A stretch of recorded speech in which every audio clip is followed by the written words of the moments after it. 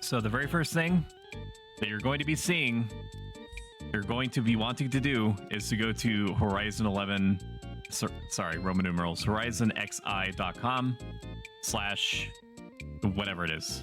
Okay, horizon11.com. You create an account. I already have an account made. And once you go to your own account by clicking at the top right here, you're going to select create your character. It gets more involved, I promise. Okay. We're just like, oh, I'm going to create my character. I'm so excited. Okay, so this is the very first thing that you are presented with.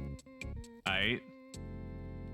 You have your different choices, different flavor of fantasy races. You have your Humes, aka humans, Elven, aka elves, Taru. This is but this bottom half is where, you know, we start to split off from like conventional tropes just a little bit.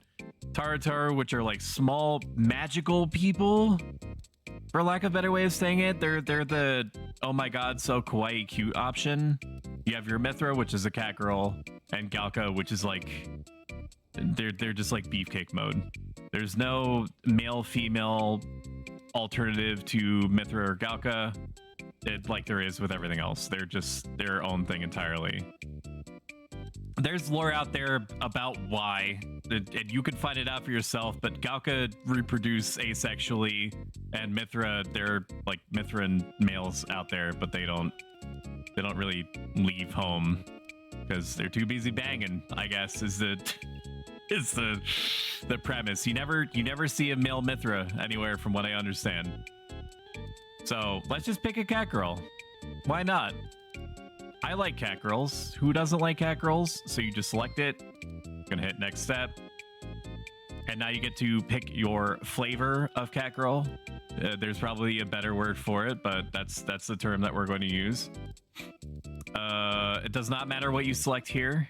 It says face style, but it's really just like hairstyle with like a, I don't know, maybe like an eye color change or something like that. It does not matter in terms of anything. This is like any stats or anything like that. This is just purely aesthetic.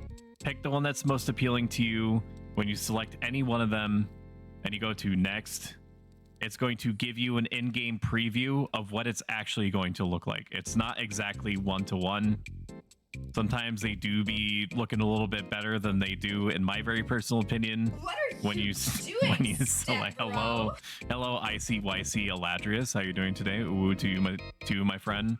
Like this face style one, I'm not really huge on it. Like you can see for yourself. You can play around with the models. So I'm gonna pick one of the two of the favorite hairstyles that I like personally on the cat girls, which is this one, because I believe that it looks the best with an in-game job called Dark Knight job, meaning class, so on and so forth. It really fucks real good with the Dark Knight holes, like black armor scheme. So we'll select hair type A. Small, medium, large has no effect on stats, also is purely aesthetic. Honestly, even though it's not going to show you a preview here, there's not a huge difference between these. Like the biggest difference that you would see is with the Taru, just because they're so small to begin with, that large do be large and small do be pretty small. But we're only talking like a difference of like 2 to 3 inches, Lamau. So we're gonna pick small because we are a small cat girl. This is our RP. This job selection does matter. It does matter a lot. But before I get into the mages and stuff like that, perhaps I do want to go a little bit more into the one attribute affecting thing that I apparently forgot to talk about until literally just now. The hairstyle literally doesn't matter. The size doesn't matter. The hair color does not matter. Also, thank you for donating Just Jim, Icy, and Tomain to the Ayaya Anime Stream 2 Boku no Stoic Challenge. Making good progress on that.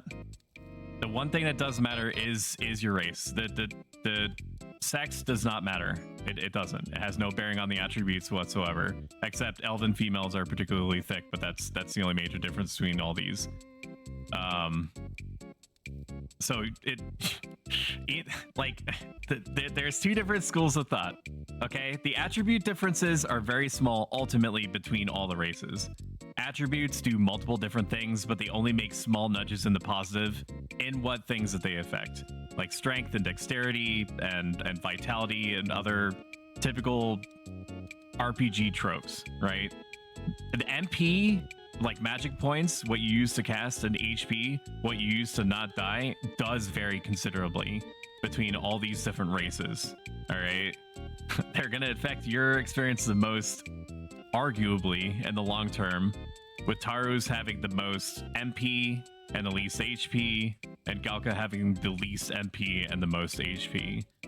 So from order of most magic points to least, it's Taru, Mithra, Alvin, Mithra, and Hume. So Taru, Mithra, or Hume, and then Galka, and then the reverse is if you care about HP, which you know, is debatable because the only point that matters is the last one. Thank you, Tomaine, for giving me that evergreen quote there. Galka, Alvin, Mithra, Hume, and then Taru in terms of HP. All races are able to play all jobs, aka classes. There's nothing stopping a Galka from maging or a Taru from tanking. Okay, it's just that when you are like in the first, I would say fourth of like your levels as a Galka, as a mage, you might be able to cast like a moderately strong spell, maybe twice, and then be out of magic points. Whereas like with the Taru, you would be able in that same, you know, vertical slice, be able to cast 3 or 4 times. But any job can do any job. There's equipment that you can slap on yourself in order to make up differences. And the Galka, small Galka are a thing of nightmares. That's actually true. Always go Galka unless you're a mage, then never go Galka. I'm reading chat right now. Just remember, you're going to spend a lot of time looking at the backside of your choice. That part is also true. What ultimately matters is that you are going to be staring at your character for a very, very long time. Okay?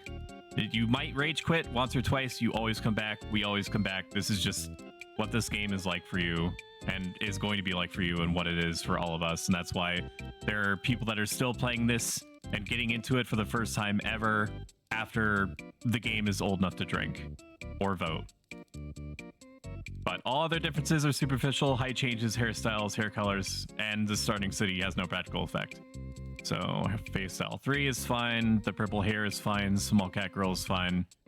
All right, now we're looking at our starting job class differences, and there is going to be a lot of like debate, I guess. I don't know why it took me so long to arrive to that word. There's going to be a lot of debate about what job you should pick to start with. They're called jobs in this game. They're called classes in other games. I'm going to say job repeatedly because that's what they're called in Final Fantasy 11. This choice does matter. It matters quite a bit, and the reason why it matters so much is not because you can't change out of it, because unlike in World of Warcraft or other MMOs that don't allow you to change your job after the first one that you pick, in Final Fantasy 11 you can change your job repeatedly, even every other level up if you want to. It would be psychotic to do it, but you can do it. There's nothing stopping you from playing any job at any time. Okay? The reason why I'm stressing that it is so important here is because this is going to affect your ability to most easily group up with other people according to the typical needs that groups have once you get to the point where you start trying to band together as a unit and kill monsters that are otherwise way stronger than you are. For the first levels, there's 75 total levels. For the first 10 levels, you're going to be looking at it just being you, basically. It just being you against the world. And then once you get to about 10 or 11, you're going to start running into monsters in different areas that are just too strong for you to take on yourself, which is why you group up, typically in a group of 6 being the maximum amount in a conventional party. And then you use your combined abilities to summon Captain Planet and kill hundreds to thousands to tens of thousands to hundreds of thousands of monsters over your time with the game. So I do recommend that you read each of these little blurbs to get like a general idea of what each class can do. It's nothing actually it's quite a bit less advanced than you would find if you were to look at different wikis and stuff like that. But it does give you just a very bare bones idea of what they're capable of. I would, out of all of these, I would flatly not recommend that you pick Thief. Okay, like there's reasons to level up Thief later on,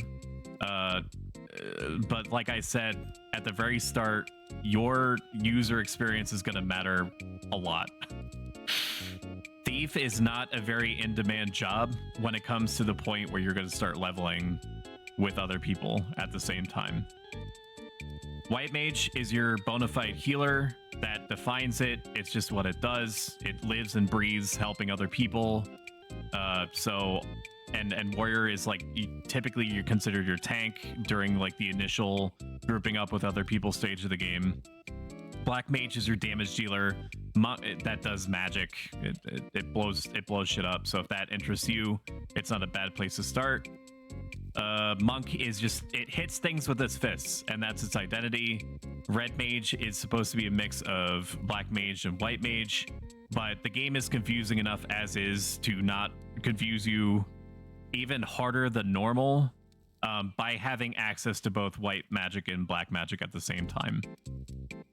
I would honestly recommend, if you, other than money, I stare at a wall of steel, Stoic is a master debater. Hell yeah. I debate. I'm a master baiter.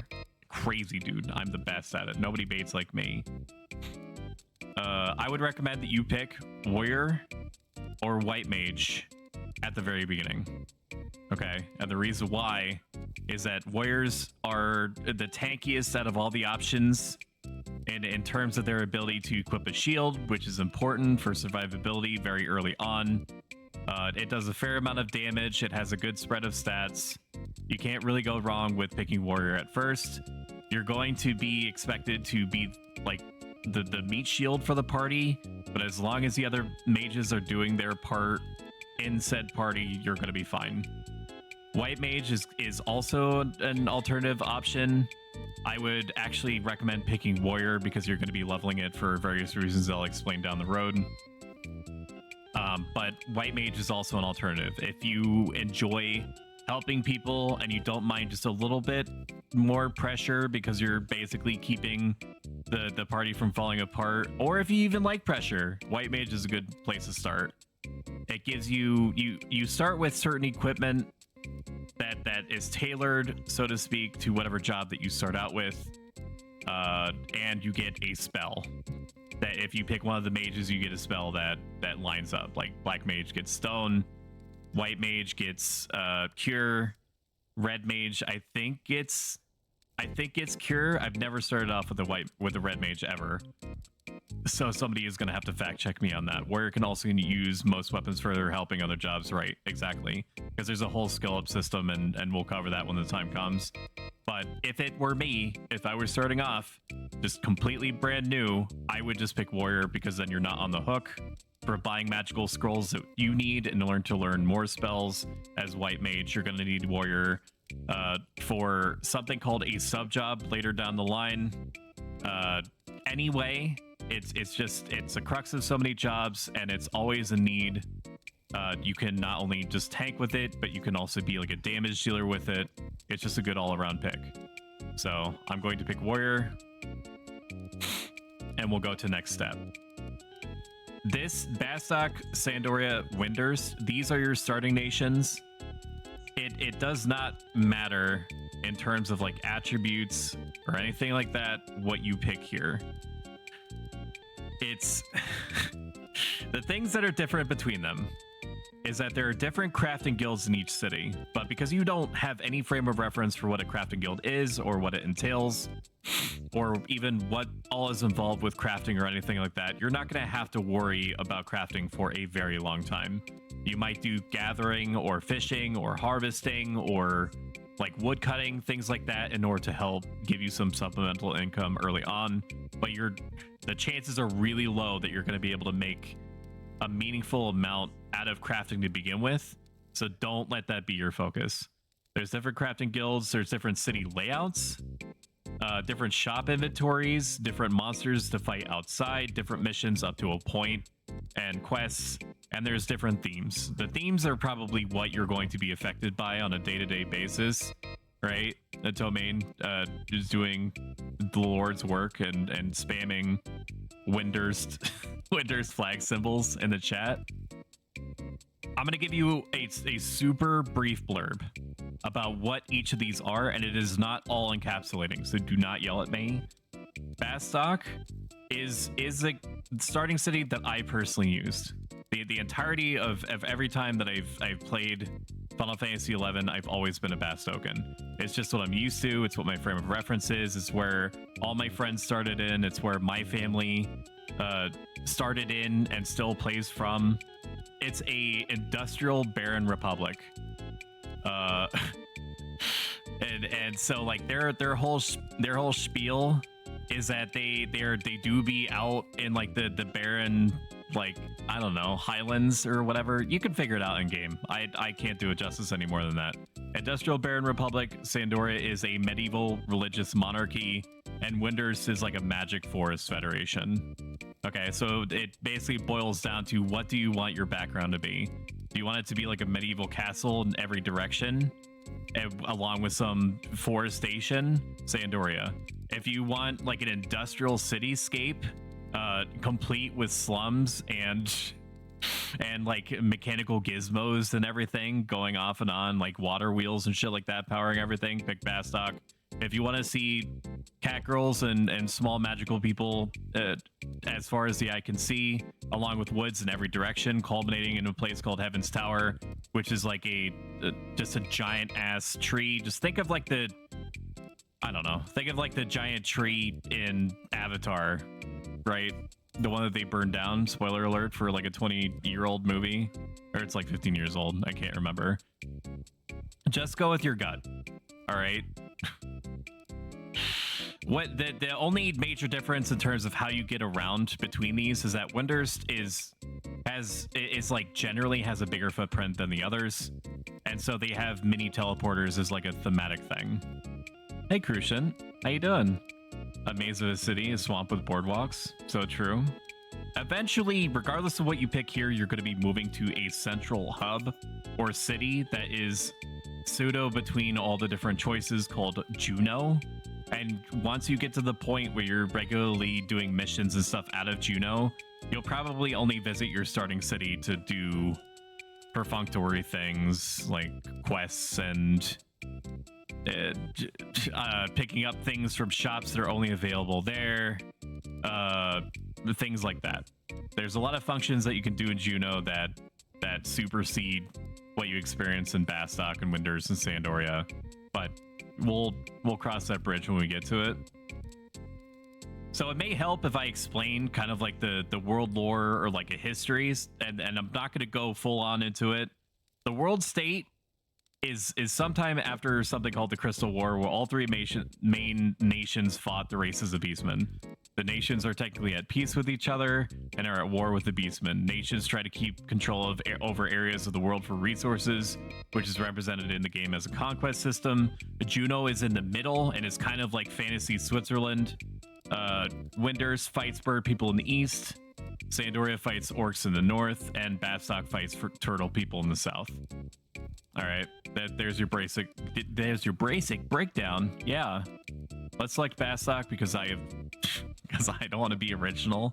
I might not. If you ask me questions either in chat in real time as we're speaking right now, or in comments, and you ask me, I just started in Winders, what's my first steps? I have no fucking idea, and I apologize for that. Genuinely, I have no idea who you need to talk to or when or how often. So all my rose-tinted glasses are more like lapis lazuli tinted glasses. I can only give you the frame of reference from Bastok. Eventually, all these lines converge, like I've been saying, but you know, just bear with me. Stoic. What do we call ourselves? Stoic. Stoic. There we go. We'll call ourselves Stoic, the hero of legend. There's also other. This name is available. Amazing. Lastok. I kind of like Stoic, but we'll just do Bastok. How about that? Name is available. That's actually extremely surprising to me. Okay, and then it's just giving you a breakdown of all the choices that you made so far. It's giving you a warning at the bottom. Once you create an account, all details are final, not able to be changed. Characters cannot be deleted for 7 days.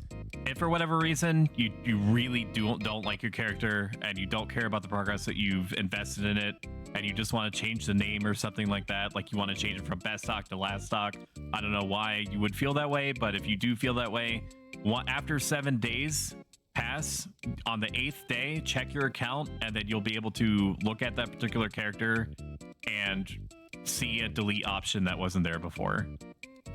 Stoic Cat? Ayame will love it. Oh my god. Stoic. Do I have to put 2 C's in it?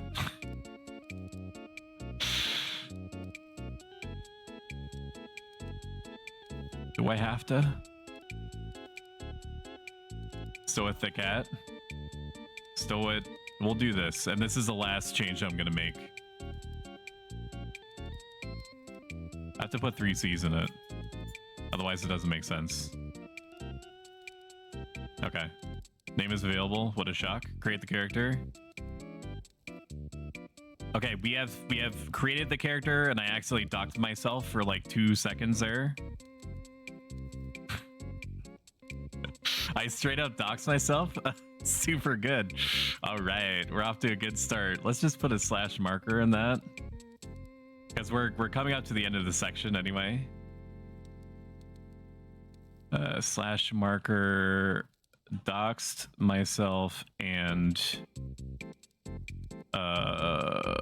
character creation. Okay, this is all that you need to do with... I don't know how I'm gonna edit that, but I'll figure it out in post, I guess. This is all that you need to do for this. You're good to go. You've created your character in game. This is how you do it. If you try to go into the launcher, you've gone up here to go to play now, and you go to launcher download. Hello, PSC. And you've got to launcher download. Yeah, feel free. You know, and my social is on there too if you want that also. Download the launcher. And you go into the game, you're gonna get all the same options that people in OG Final Fantasy get, where it's like, do you want to create a character, delete a character, and so on. All character creation and all character deletion can and should be handled by clicking at the top right, going to your character, and either creating or deleting. Okay, I don't know if it's even gonna let you do it off of the launcher, but download the launcher, let it update and everything, and then we're gonna